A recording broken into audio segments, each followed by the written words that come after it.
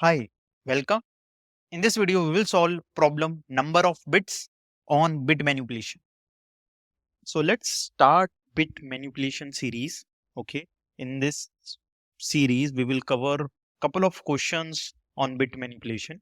But before starting, let me give you a quick introduction of what is bit manipulation, a few ideas so that you can easily solve problems. Okay. And I want you to encourage to go through, check out some basic problems around bit manipulation, try solving that, and then you can come and start these exercises. Okay, so let's start few of the things that we should know when we are starting bit manipulation. So first of all, what is binary digit? Basically binary digit is a representation in 0 and 1s, right? So 0 and 1, right? So 0 is a binary digit, 1 is a binary digit, right? Our computer memory, it's written in binary digits only, right? So 1 bit basically equals to 1 binary digit, right? And what binary digit can be? It can be either 0 or 1, right? Similarly, if I say 8 bits, so 8 bits is equals to 1 byte, right? And then 1024 bytes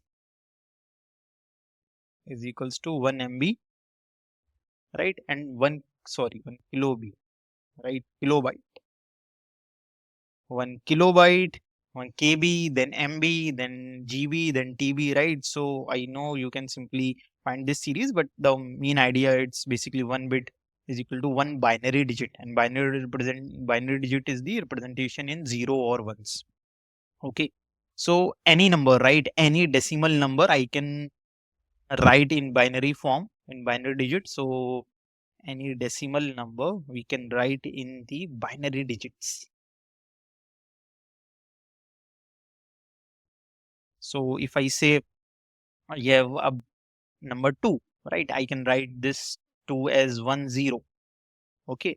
If I have number suppose 3, I can write this 1 0 and with base of 2. Base of 2 means this is a binary digit. Okay. Then how I can write 3? I can write 3 as 1 1, right? And how can I write 4? So 4 will be 1 0 0, right? This is 4, right?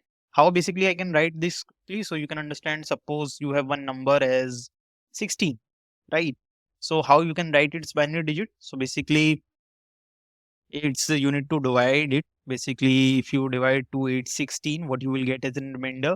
So that is 0. Then if you divide again 2 4 the 8, what you will get as a remainder? 0. Then if you divide again, so 2 2 the 4, what you will get as a remainder? 0. Then if you divide again, 2 1 are 2, what you will get as a remainder? 0. And once this is 1, what you can do? You can simply stop it here. Okay. And from here, this will be your binary digit. So basically 1 0 0 and 0 will be your binary digit for 16, right? How I can represent? Basically you can see like how I will get this 16. So I am writing in all the my bits. So 2 power 0, then 2 power 1, then 2 power 2, then 2 power 3, then 2 power 4. What it is? So basically 2 power 0 it's 1, 2 power 2 1 is 2, and it is 4, it is 8, and this is 16. Okay.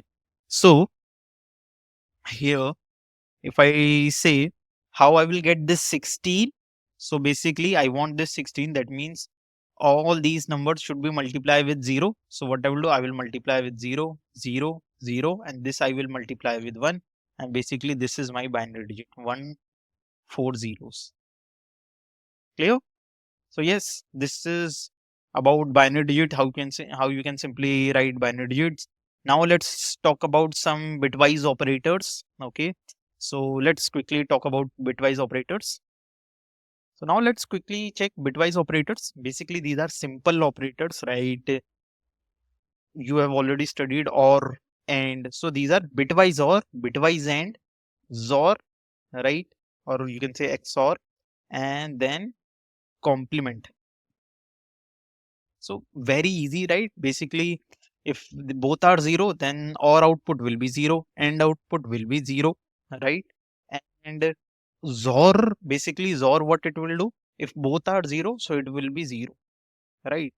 And then not of a, basically complement, it's an opposite. So if it is 0, it will become 1. Okay. Now 1 is 0, 1 is 1. A is 0, B is 1. So OR will give an output as 1, because if any one output is true, it will return true. For AND, both should be true, so it will return 0, right? For XOR, right, this combination of different combination will result in 1, right? Opposite combination will result in 1.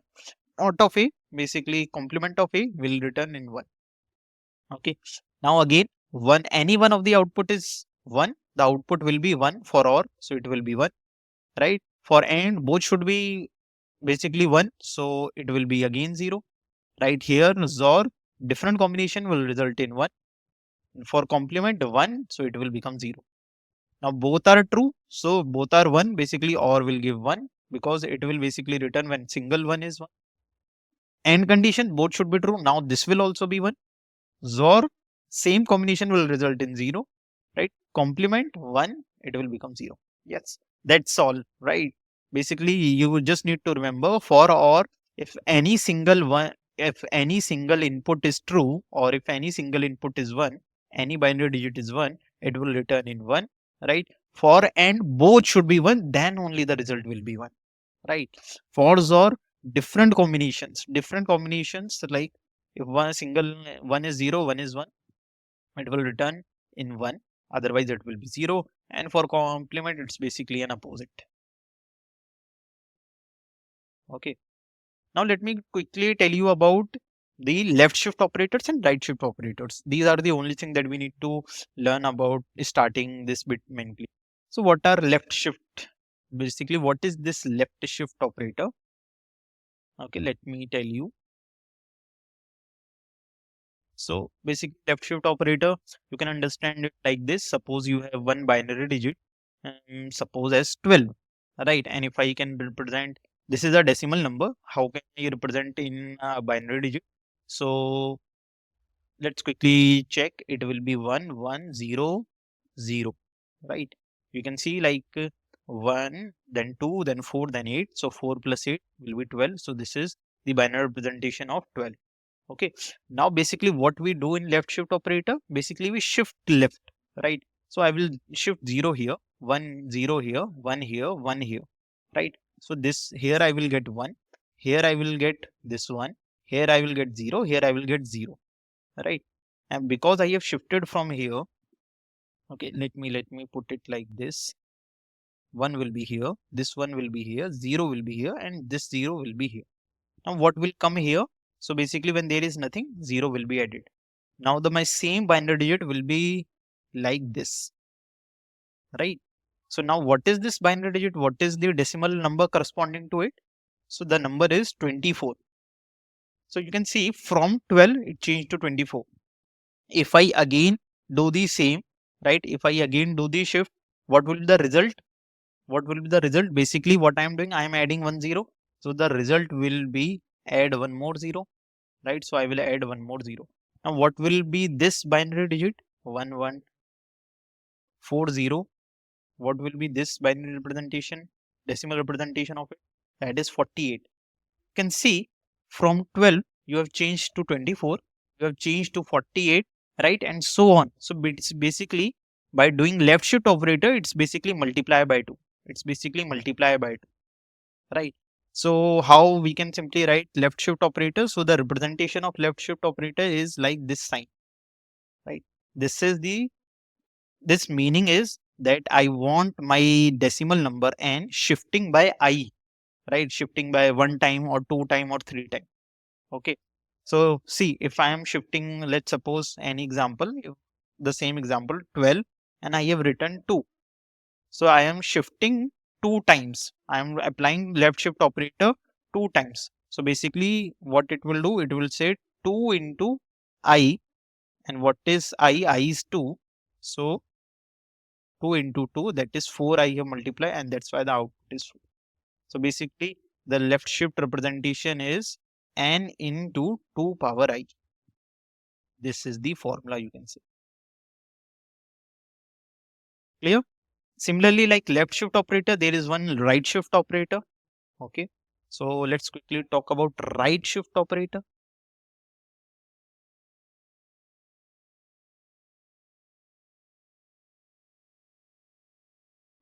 So what this basically do? So if I am writing like this, n I, that is right shift.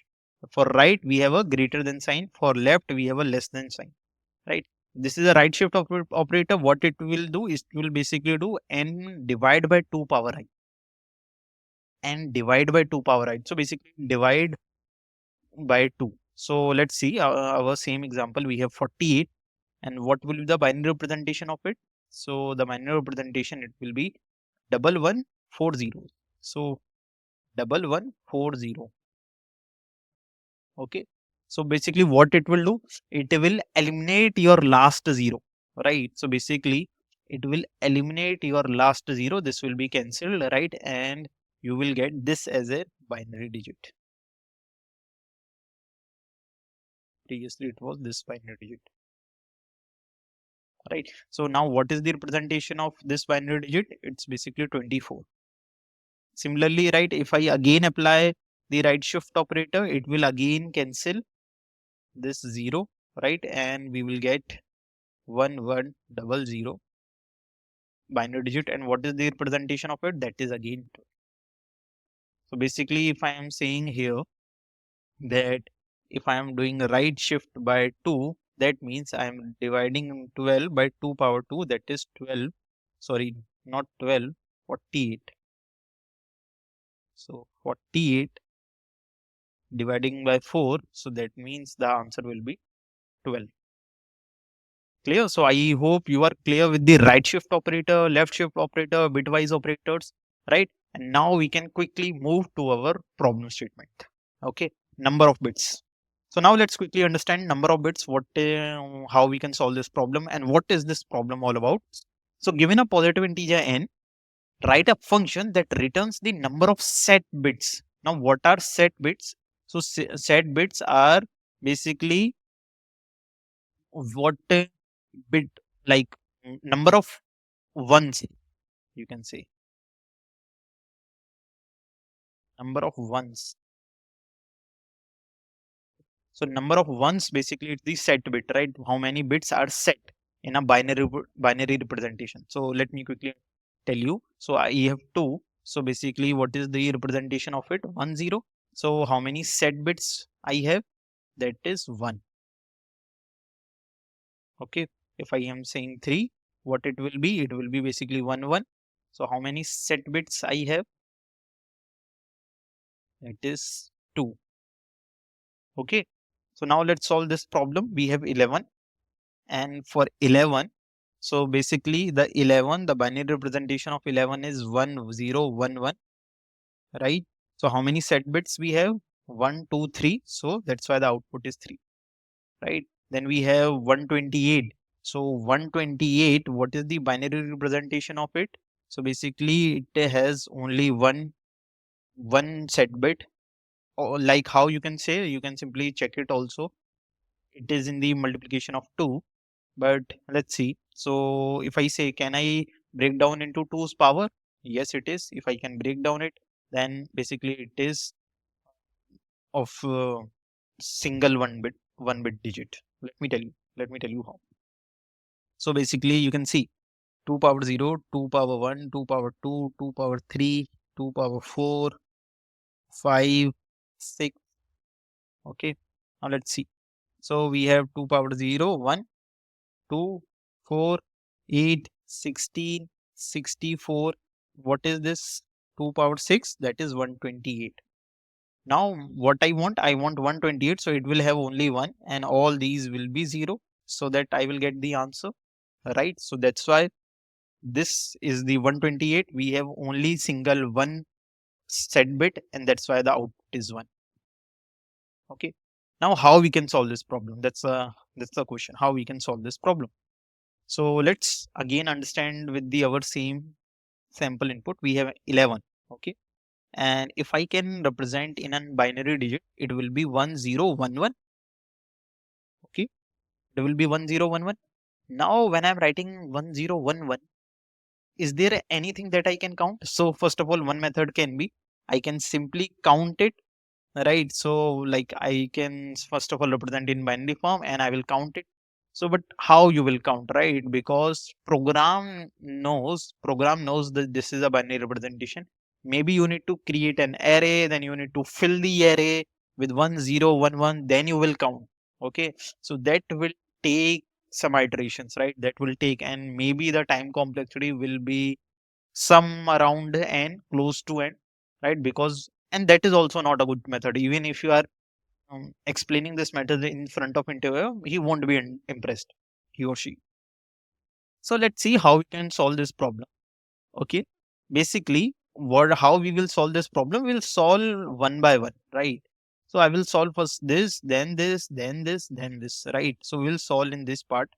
So what I will do, I will first take, I will use AND operator with 1, right? If I'm using AND operator and 1, so what will be my result? So basically with 1, that means all these are 0. So 1 1 will give me 1 and rest all these will give me 0, right? Now this will basically, this answer n and 1, this answer will give me 1.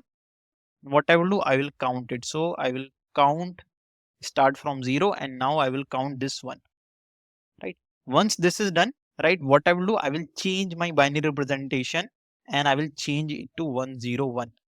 That means what I have done, I just applied the right shift, because I have eliminated the last digit. I have eliminated the least least significant digit. Okay, that was the least significant digit. I have just eliminated. So whatever you have done here, I have done the right shift by 1. Okay. Now what I will do, again I will apply, I will simply use the same AND operator. Again I will take 001 and again I will find out the result. What will be the result? Result will be 001. Okay. So again what I will do, I will update the count. Count will be 2. Okay. Again what I will do, again I will simply apply the right shift. So if I am applying the right shift, okay, what will be my final output? It will be 10 only. Again, what I will do, I will apply doing the AND operator. So I will apply 01. What will be the result? 0, right? Here 0. So I won't update the count. Count will be 2 only. Again, what I will do, again I will apply the right shift operator. So if I am applying right shift operator again, it will be, basically it will become 1, right? Now 1 again, I will take 1 with AND. The result will be AND 1, and my result, my count will be updated by 3. Right now, after this one, what I will do, again I will apply the same shift operator. So if I am applying the same right shift operator, right, basically what it will become, it will become 0. It will become 0 because you are applying a right shift operator, right? And when there is nothing, it will represent 0. What you will do, you will stop it here. You will stop it here once your n becomes 0, right? So basically you can see that you have applied right shift operator, this one eliminated, then you have applied a right shift operator, this one eliminated, when you applied right shift operator, this eliminated, and then you applied right shift operator, this eliminated, and now you are getting 0.